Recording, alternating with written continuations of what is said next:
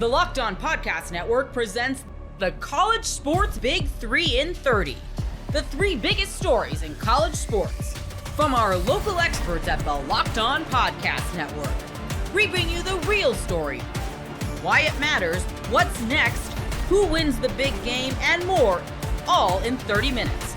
The College Sports Big 3 in 30 starts now with the biggest story in college sports. The Auburn Tigers are dancing to the Final Four.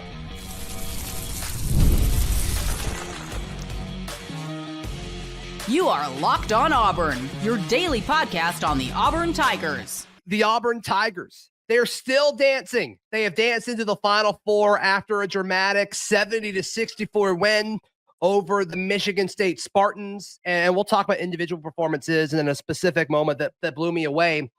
But this is a program-changing win, in my opinion, because up until yesterday, what happened in 2019, I think, was labeled as a fluke, or you just got hot at the right time, because since then, you haven't been able to survive the first weekend in the NCAA tournament.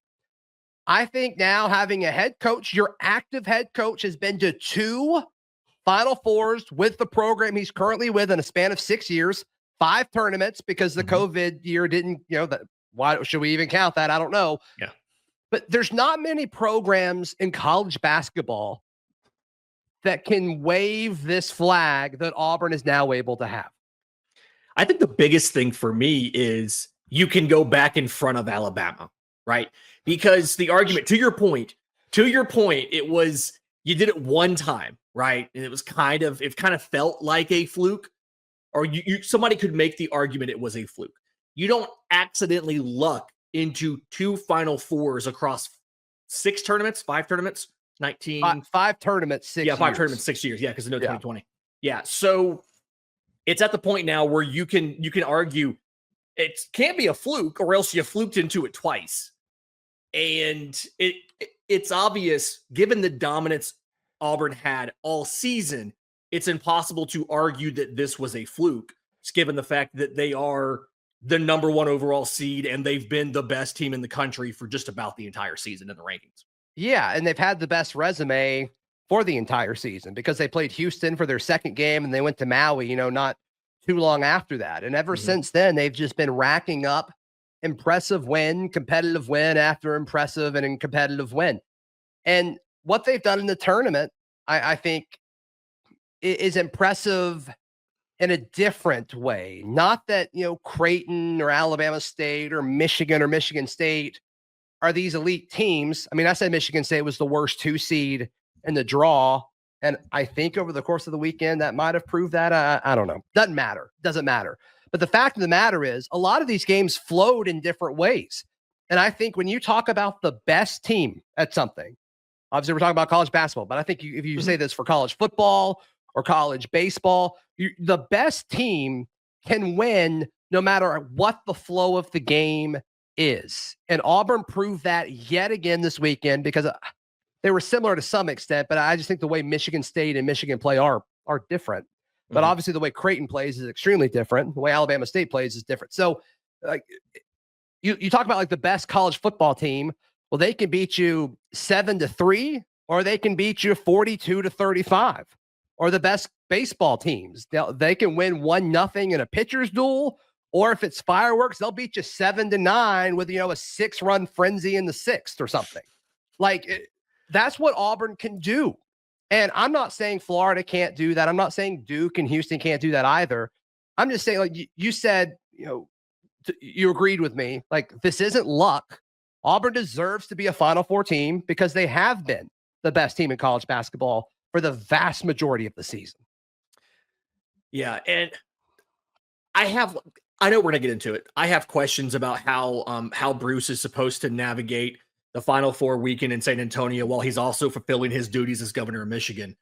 But this feels like the team that, for you to beat this team, you either have to have the games of your program's life, or Auburn has to beat themselves. First half against Michigan versus second half of Michigan. it felt like two different teams. Yeah. Right. The first half against Michigan State versus that time period when Janai Broome was not in the game in the second half, it felt kind of like different teams. Yeah, I felt like they were holding on at that point. Right? Like they were just trying to survive, right? And then when Janai Broome came in, it was just, we'll get to that. We'll talk about that in a second for sure. Yeah, but this more so than any other team that I can kind of remember, this feels like you can't beat us if we don't let you beat us, right? Like for you to get a victory over us, there's a part we have to play because we have to have a disappointing day.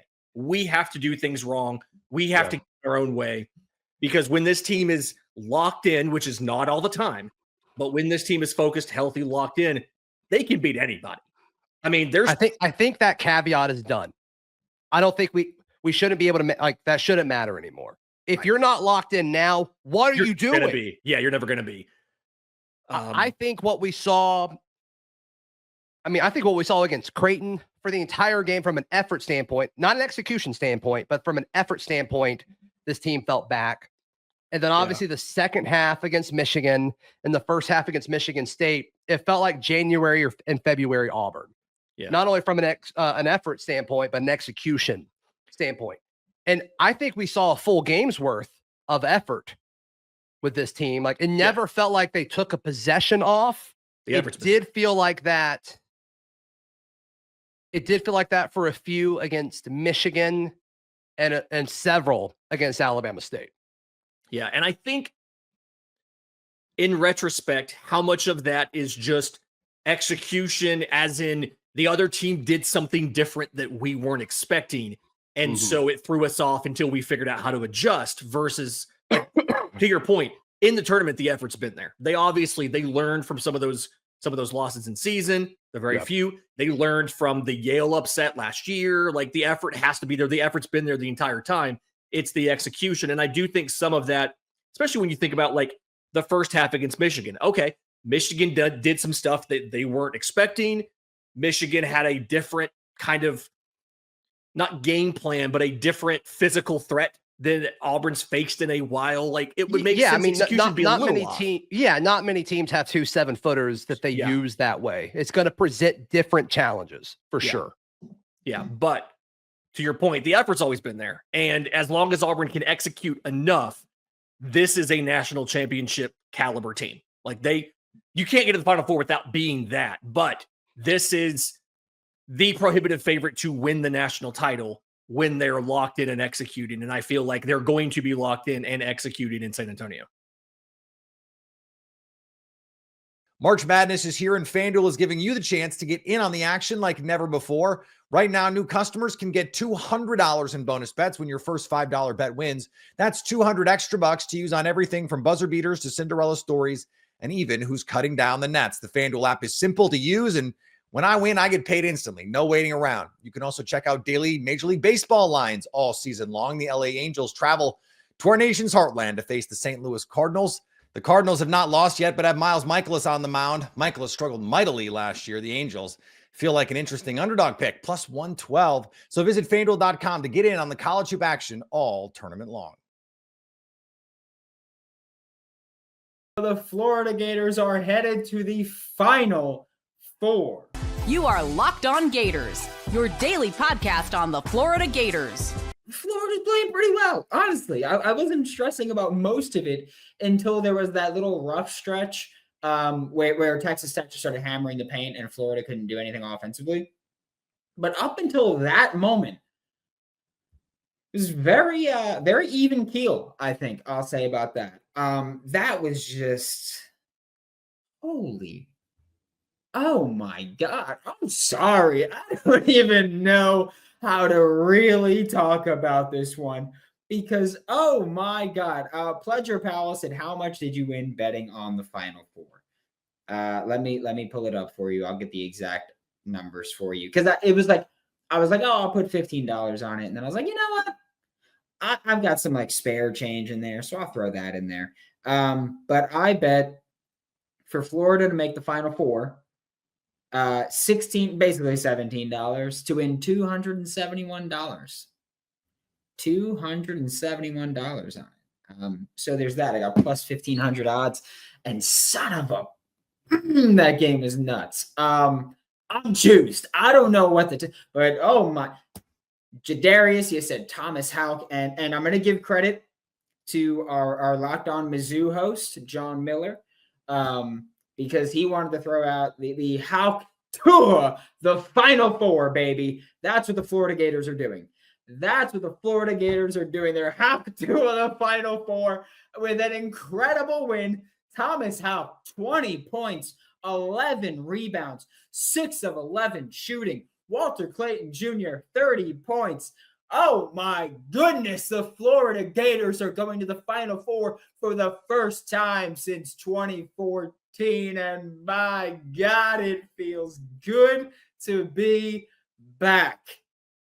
It feels good to be back. We don't know who they're playing yet, but here's the thing. The Florida Gators are the elite of the elite. And we know that because they got through the Elite Eight to the Final Four. They're here. They're here. They're going. A 16-2 run late in the game for the Florida Gators to take the lead, win the game by 5. My God, what a game. My God, what a game that was. The Florida Gators are back, baby. And also, like, this is the thing that I wanted to talk about, or this is the thing that I will talk about. We have often talked about how the Florida Gators are a team that you can never count out, right? We have often talked about how this is a team that frustrate the absolute living you-know-what out of you. But, oh my God, this was a team that made adjustments. They adapted. They got better. And here's the thing as well. Walter Clayton Jr., I give you your props. Everybody, I don't care if you want to throw an emoji in the chat. I don't care if you want to just give him props, but I want everybody here to give Walter Clayton Jr. his props and Thomas Houck his props. Okay? And Walter Clayton Jr. finished with 30 points after a relatively quiet first half, right? Relatively quiet first half offensively. But Walter Clayton Jr. played what was the best defensive game he's ever played at the University of Florida. And I've been very critical of Phoenix. I can't let the expletives fly, but my God, I want to. We let out a B word. I don't know if I'm allowed to do that, but we did it anyway. But Walter Clayton Jr. played the best defensive game he's played at the University of Florida. I'm not going to talk about Iona. But I've been very critical of Walt for his defense and his turnovers. Okay? In the biggest game of the year, the biggest game of Walter Clayton Jr.'s career, he had 1 turnover, shot 50% from the field, shot 13 for 14 from the free throw line, played the best defense of his life, and helped lead this team to a 5-point win to go to the Final Four.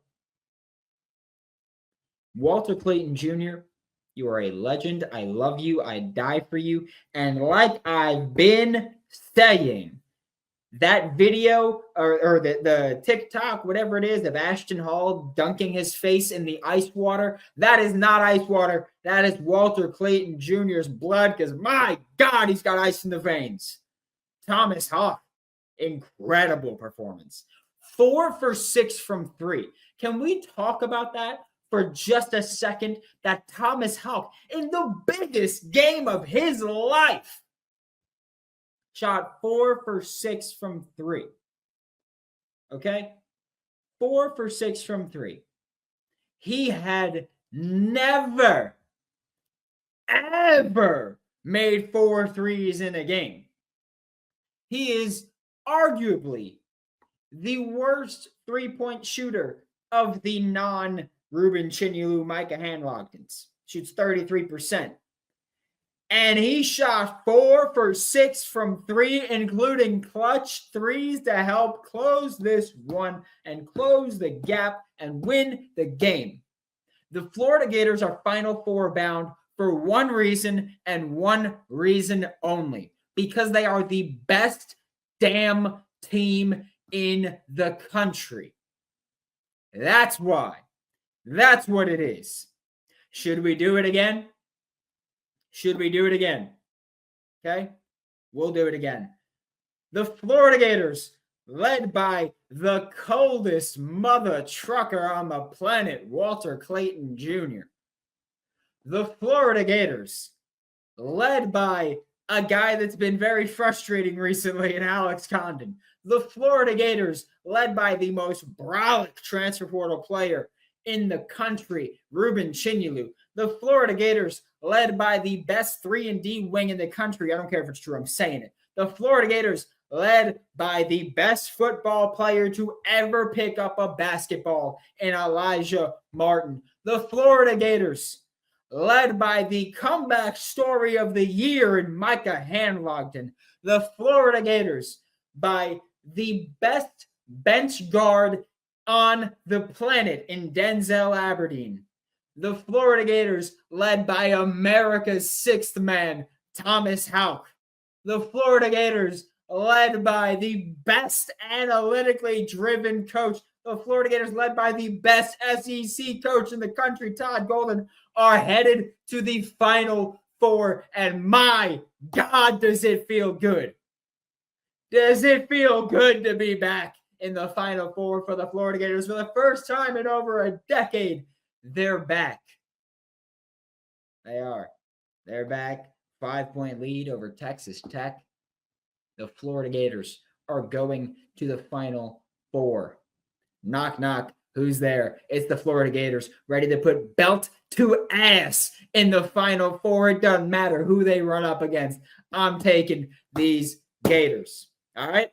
I'm slamming the crap out of this book on my desk because we're excited. They're here. They're back.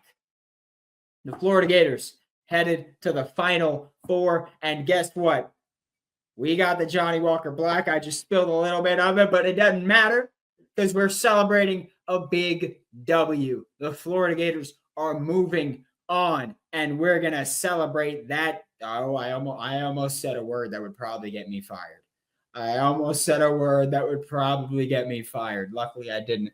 But we're going to talk about this tremendous comeback, this incredible victory, this monumental moment where the Florida Gators came back from a game in which there was what? Let me just double check the numbers because I want ESPN to know how damn wrong they were about this one. I want them to know that late in the game, there was one point with where is it? Let me get the percentage up here. Oh man, I love it. I love it. I love it. There was one point in the game late in the fourth quarter with 3 minutes left. Fourth quarter, second half with 3 minutes left. Texas Tech, according to ESPN, had a 94.4% chance of winning. A 94.4% chance of winning. And guess what? Which, by the way, for those that are doing quick math, that means the Florida Gators had a 5.6% chance of winning. And you know what happened? Oop, I almost busted my ass. You know what happened? The Florida Gators stayed hot and came back to win this game. March Madness is here, and FanDuel is giving you the chance to get in on the action like never before. Right now, new customers can get $200 in bonus bets when your first $5 bet wins. That's $200 extra bucks to use on everything from buzzer beaters to Cinderella stories and even who's cutting down the nets. The FanDuel app is simple to use, and when I win, I get paid instantly. No waiting around. You can also check out daily Major League Baseball lines all season long. The LA Angels travel to our nation's heartland to face the St. Louis Cardinals. The Cardinals have not lost yet, but have Miles Michaelis on the mound. Michaelis struggled mightily last year. The Angels feel like an interesting underdog pick, plus 112. So visit FanDuel.com to get in on the college hoop action all tournament long. Duke, wow, defeating Alabama, heading to the Final Four. You are Locked On Blue Devils, your daily podcast on the Duke Blue Devils. What a performance it was for Duke, man. Fired up for you that you got a chance to be there in the building, and a 20-point victory. Duke's going to the Final Four for the first time under John Shire. Yeah, you know, JJ, it was kind of crazy because this team came so close a year ago, right? They got to the Elite Eight. They're playing NC State, a team that had beaten them in the ACC tournament, and you're thinking, okay, they're going to get some revenge on the Wolfpack, and they're going to punch through, and they're going to get to the Final Four, and it didn't happen. But it happened here tonight, probably against a more difficult opponent in Alabama, who came in as the top scoring offense in the country, averaging, I think, just over 90 points per game. They put up 113 in the Sweet 16 against BYU, and Duke holds them to 65 here in this Elite Eight. They shot 35% from the floor after making 25 three-pointers against BYU. They just go 8 of 32 against this Duke defense. And I don't think it was a perfect game for Duke, to be honest with you. I think they can play better, but the way they play defense, man, this team is something special. Even when they don't have their best offensive performance, and I say that with them still shooting over 50% from the field, they can lock you down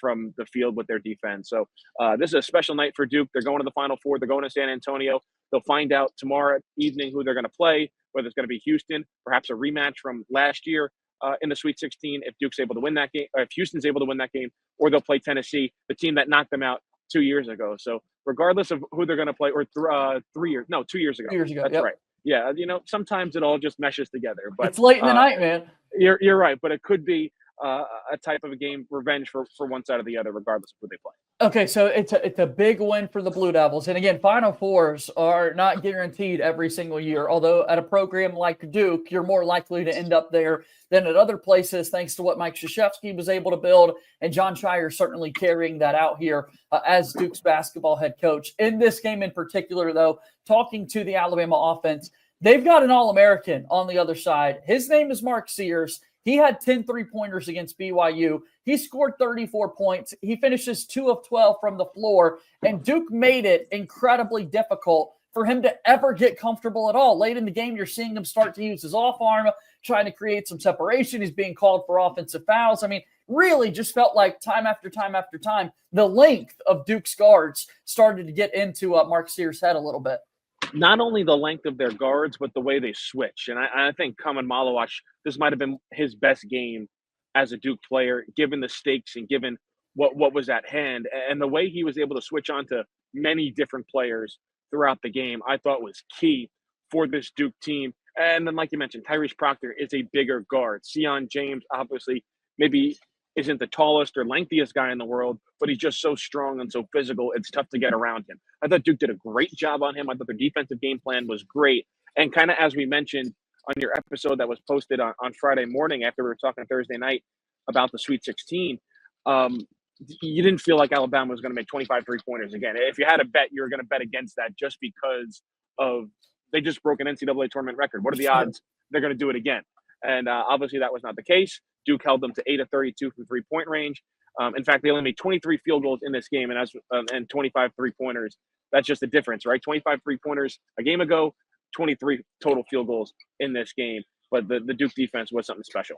Totally different. I mean, it was focused right from the get-go. Duke never trailed in this game. It was a wire-to-wire victory. And really, once we got into that second half and Duke was able to push it out to an 11-point lead right before the break, Alabama got a layup to go at the buzzer, so we had a 9-point margin there at the break. It never got closer than 6 points the entire second half. There was a stretch there late where Alabama went 5 minutes scoreless without even able to get a shot to go. I thought that was a really big moment where Mark Sears missed the front end of a 1-and-1 after a kind of questionable foul call. But maybe if he sees that one go down and through, some of the shots he started to attempt there towards the end, any great shooter, you see it go through once, that could be a difference there. But throughout the night, from the jump, like you talked about, it felt like Duke's effort was remarkable on the defensive end and really trying to push them away. Early on, a player like Aiden Sherrill, who's not the number one three-point shooter that you're thinking about for Alabama, knocked down 2 of them.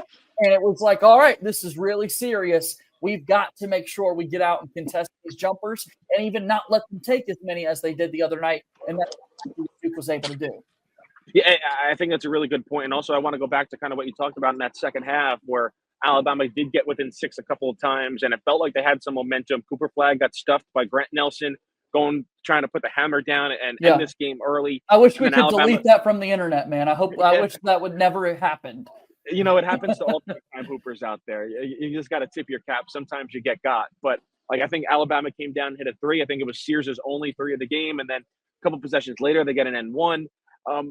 That was kind of the point where you're looking around and you're thinking, Duke has been by far the better team. Duke has by far played better. But all of a sudden, it's a 7, 8, 6-point game. And you're like, all right, Alabama's right in this game. But every time the Crimson Tide made a push, every time they tried to get a little bit close, Duke was there with a response. And I think that's just shows the championship mentality of this team. And you have to give them credit because nobody besides Tyrese Proctor has been in this situation before. And I think Tyrese Proctor, I'm sure we'll get into it in your second or third segment, but I'll just preface it with this. He deserves a lot of credit, man. Yeah. Because he probably played the worst game of his career in the Elite Eight last year against NC State. He was 0 for 9, 0 of 5 from 3, just did not have it at all. And then tonight what he does goes 7 of 10 from the field, finishes with 17 points, kind of hits the dagger with about a minute to go on the wing 3, hit a couple of threes, rebounded, dished it out, was a playmaker. We already talked about his defense. A hat tip to him because this was kind of a redemption night for him after how he played a year ago in the Elite Eight against NC State. And that's something John Trotter talked about a good bit this week. They were bringing it up on the television broadcast of the game. Duke 13 minutes away from a Final Four last year. It was kind of the 13-minute mark in that game with NC State in the second half where the Wolfpack took the lead and Duke was never able to get it back. They played 13 more minutes of basketball here this year once they got to that big stage in the Elite Eight. And down the stretch, it really was somebody like Tyrese Proctor who really took them over the edge there. Con Knippel, a team-high 21 points in the contest for the Blue Devils. I thought he was absolutely excellent for Duke as well when they needed somebody to be tough and to get the job done. So Con Knippel is such an interesting player, right? Because he is a great shooter. He can put it on the deck. In the first half, you saw a couple of spin moves that I'm not going to say you haven't seen all season, but when you look at him, you don't think he has that in his bag, and he showed it. But the other part is he does a lot of the dirty work for this team. Yes, we talk about Sion James and how tough he is, and he'll do anything to help the team win. But second half, game's kind of in hand already, and it's Con Knippel who's still diving on the floor for loose balls. I think Con Knippel, and especially with Cooper Flag not having the best shooting night that he can have, going just 6 for 16, I thought Con Knippel was absolutely awesome. And you can't call him an unsung hero, but he was the key in this win tonight for Duke. Duke is heading to the Final Four. Truly special what they were able to accomplish there at the Prudential Center.